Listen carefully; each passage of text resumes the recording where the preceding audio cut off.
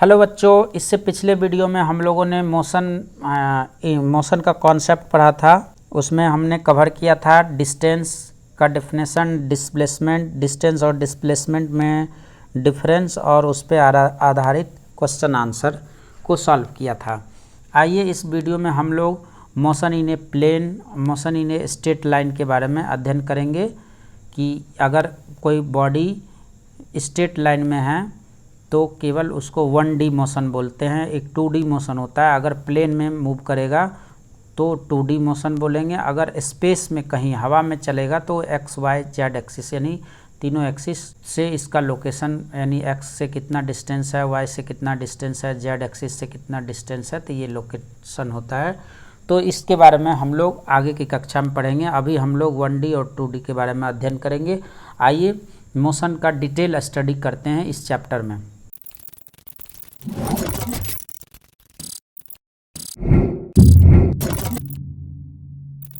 Uniform motion, uniform का मतलब होता है एक समान। अगर समय के साथ, अगर इक्वल इंटरवल ऑफ टाइम में, अगर मान लो कि 1 मिनट में कोई ऑब्जेक्ट, जैसे ये कार है, आप यहाँ एनिमेशन में देख रहे हो कि एकदम सेम स्पीड से जा रहा है। अगर 1 मिनट में ये कार 10 मीटर की दूरी तय करती है, अगर 2 मिनट में 20 मीटर की करती है, 3 मिनट में 30 मिनट की करती है, 30 मीटर की, तो इस तरह से यूनिफॉर्मली वो जो ग्राफ होगा वो स्ट्रेट लाइन होगा। यानी हम ये कहेंगे यूनिफॉर्म मोशन में कि अगर इक्वल इंटरवल ऑफ टाइम में इक्वल डिस्टेंस तय करेगा तो वो बॉडी यूनिफॉर्म मोशन में कहलाएगा। ठीक है, चाहे वो टाइम का इंटरवल भले ही कितना ही छोटा क्यों न हो। टाइम को हमेशा एक्स एक्सिस पे दिखाते हैं और वाई एक्सिस पे क्या होगा, डिस्टेंस या डिस्प्लेसमेंट, ये सबको दिखाएंगे। अब देखते हैं नॉन यूनिफॉर्म मोशन।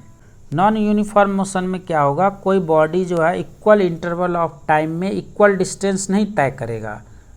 यानी a body has to non uniform motion if it travel unequal distance in a equal interval of time. यानी distance time graph having a non uniform motion is curve line. आप ये graph देखेंगे ना तो curve line आएगा। यानी graph देख के ही आप बता दोगे कि ये नॉन यूनिफॉर्म मोशन का ग्राफ है। ठीक है, कोई कन्फ्यूजन नहीं है। यूनिफॉर्म में क्या होता है, स्ट्रेट लाइन ग्राफ होता है, इक्वल इंटरवल में इक्वल डिस्टेंस कवर करेगा और ये इक्वल इंटरवल ऑफ टाइम में अलग अलग डिस्टेंस तय करेगा। यानी स्पीड कम या ज़्यादा हो सकता है, तो उसको नॉन यूनिफॉर्म मोशन कहेंगे। अब हम देखते हैं speed, uniform speed and average speed या नॉन यूनिफॉर्म स्पीड भी देखेंगे। स्पीड क्या होता है, speed of a body gives us an idea how slow and fast body is moving. यानी कोई बॉडी कितना फास्ट और कितना स्लो जा रही है वो, यानी 1 सेकेंड में कोई वस्तु जितना भी डिस्टेंस ट्रेवल करेगी वो उसका स्पीड कहलाएगा। या स्पीड का डेफिनेशन को तो स्पीड ऑफ ए बॉडी क्या होगा, डिस्टेंस ट्रेवल बाय डिस्टेंस यानी टाइम टेकन। यानी कि कोई भी अगर 1 सेकेंड में जितना दूरी तय करेगा वो स्पीड कहलाएगा। यानी पर सेकेंड, पर यूनिट टाइम, ये भी कह सकते हैं distance cover by body per unit time, that is called speed.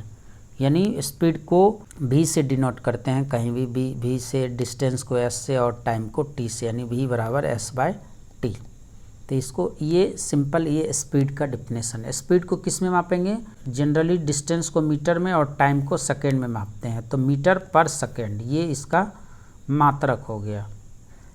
ठीक है, यूनिफॉर्म स्पीड मतलब यूनिफॉर्म मोशन में रहेगा वो, उसका भी ग्राफ क्या होगा, यूनिफॉर्म मतलब चाहे जो भी मोशन हो स्पीड भी क्या है वो यूनिफॉर्म ही होगा। ये इक्वल इंटरवल ऑफ टाइम में इक्वल डिस्टेंस तय करेगा तो वो क्या हो जाएगा, स्पीड हो जाएगा, यानी यूनिफॉर्म स्पीड हो जाएगा।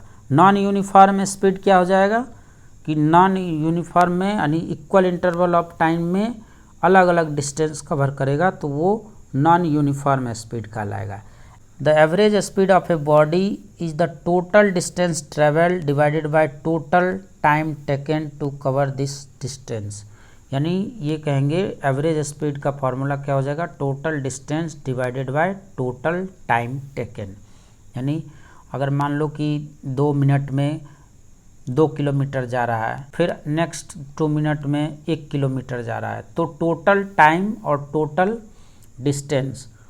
डिस्टेंस को जोड़ के टोटल टाइम को जोड़ देंगे तो वो, अगर मान लो कि यहाँ पे S1 टाइम में T1 टाइम में डिस्टेंस ये हो गया प्लस S2, तो यानी total S1 plus S2 S3 ये जोड़ के टोटल टाइम T1 T2 ये सब जोड़ दोगे तो ये आपका हो जाएगा एवरेज स्पीड का फॉर्मूला। अब वेलोसिटी क्या होता है? Velocity of a body is the distance travel by it per unit time in A given direction. इसमें क्या है, बस केवल डायरेक्शन फिक्स है। वेलोसिटी क्या है? एक वेक्टर क्वांटिटी है, जबकि स्पीड क्या था? एक स्केलर क्वांटिटी था। तो इसीलिए, या इसको ऐसे भी कहें, the rate of change of displacement of a body with respect to time, यानी डिस्प्लेसमेंट बाय टाइम। सीधा को कि डिस्प्लेसमेंट, वहाँ क्या था? डिस्टेंस बाय टाइम, यहाँ वेलोसिटी में डिस्प्लेसमेंट बाय टाइम, यानी v बराबर s बाय टी। ये यहाँ पे स्मॉल s से डिनोट करते हैं, और स्पीड में डिस्टेंस को क्या था? कैपिटल S से s बाय टी। ये v बराबर s बाय टी, ये वेलोसिटी इजकल टू क्या होगा? s by t. ये भी सेम फार्मूला, केवल यहाँ डिस्प्लेसमेंट बाय टाइम है और वहाँ पे क्या था? Distance by time. डिस्प्लेसमेंट में डायरेक्शन होता है, ये भी वेक्टर क्वांटिटी है डिस्प्लेसमेंट। इसका SI यूनिट क्या हो जाएगा? इसका भी मीटर पर सेकेंड। मीटर पर सेकेंड लिखो, चाहे S को ऊपर कर दोगे तब मीटर पर -1 ये कर देते हैं, तो ये हो जाएगा SI unit. We can use bigger unit of a kilometre per hour. अगर ज़्यादा दूरी है तो बिगर यूनिट में किलोमीटर पर आवर भी जो है वेलोसिटी का मात्रक हो गया, यूनिट हो गया। अब आगे देखते हैं यूनिफॉर्म वेलोसिटी। यूनिफॉर्म वेलोसिटी में क्या होता है कि इक्वल इंटरवल ऑफ टाइम में इक्वल डिस्टेंस यानी डिस्प्लेसमेंट तय करेगा, तो वो कहलाएगा यूनिफॉर्म वेलोसिटी। यानी कि आप ये कह सकते हो कि a body has a uniform velocity if travels in a specific direction in the straight line and moves over a equal distance in a equal interval of time, no matter how small this time interval में भी, चाहे वो कितना भी छोटा interval क्या ना हो। तो ये जब भी ये ग्राफ होगा, यूनिफॉर्म स्पीड हो या यूनिफॉर्म मोशन हो या यूनिफॉर्म वेलोसिटी हो, कोई भी होगा, यूनिफॉर्म जब भी वर्ड आएगा, एक समान गति, तो उसका ग्राफ क्या होगा? स्ट्रेट लाइन होगा। ठीक है। अब the velocity of a body can be change in 2 way. Velocity 2 तरीके से चेंज होता है। कैसे? या तो आप स्पीड को चेंज कर दो तब भी हो जाएगा, changing the speed of the body, तो आपका वेलोसिटी चेंज हो जाएगा, या by keeping the speed constant but by changing the direction. यहाँ पे 2 चीज़ है, आप स्पीड को कांस्टेंट कर दो और डायरेक्शन चेंज कर दो, तब पर भी जो है आपका डिस्प्लेस यानी वेलोसिटी चेंज हो जाएगा। वेलोसिटी 2 फैक्टर पे डिपेंड करता है। यहाँ पे देखिए, आप यहाँ से A तक गए और A के बाद जो है वेलोसिटी को कांस्टेंट कर दिए, सॉरी स्पीड कांस्टेंट हो गया C तक, अब फिर जो है एकाएक उसको बढ़ा दिए। तो इस तरह से आप वेलोसिटी को चेंज कर सकते हैं। हमारे पास 2 तरीके से, या तो हम स्पीड को चेंज कर दें या तो हम डायरेक्शन को चेंज कर देंगे, तो हमारा वेलोसिटी चेंज हो जाएगा। अब एवरेज वेलोसिटी क्या होता है? एवरेज वेलोसिटी यानी initial velocity plus final velocity divided by 2, ये एवरेज वेलोसिटी। अगर मान लीजिए कि इनिशियल वेलोसिटी u है, फाइनल वेलोसिटी v है, तो u प्लस v बाय 2 हो जाएगा, ये एवरेज वेलोसिटी। एवरेज वेलोसिटी को ये बार से डिनोट करते हैं, जनरली v पे बार देके u प्लस at यानी u प्लस v बाय 2 कर देंगे, तो ये हो जाएगा एवरेज वेलोसिटी। ठीक है।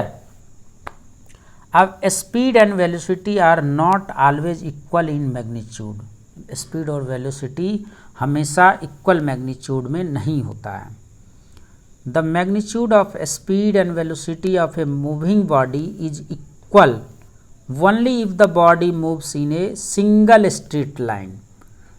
इक्वल तभी होगा जब कोई बॉडी एकदम सिंगल स्ट्रेट लाइन में चलेगी, तभी जो है वेलोसिटी और स्पीड सेम होगी, ये ध्यान रखना है। मैग्नीट्यूड इक्वल तभी हो सकता है जब वो सिंगल स्ट्रेट लाइन में ट्रेवल करेगा।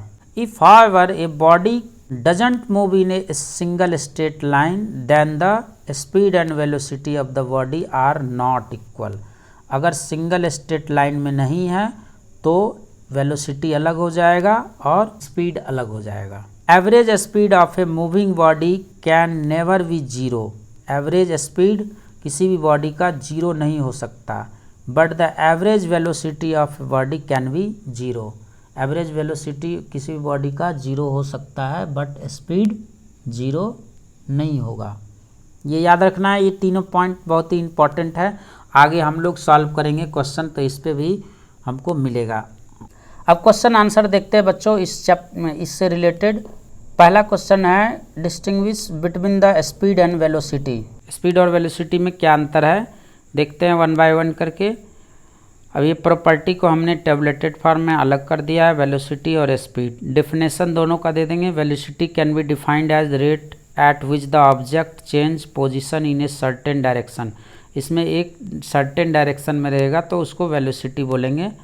और the rate at which the object covers a certain distance is known as a speed. यानी एक अगर स्पीड को कहा जाए तो स्पीड इक्वल टू क्या होगा, डिस्टेंस बाय टाइम, और ये हो जाएगा displacement by time.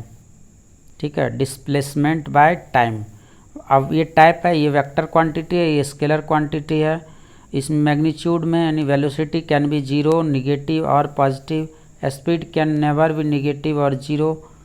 Change of direction, velocity of object change with change in direction, therefore the object must follow one direction. The average speed will be continue to count even if the object change its direction. इसे direction change होने से कोई मतलब नहीं, ये direction change होगा तो velocity change हो जाएगा।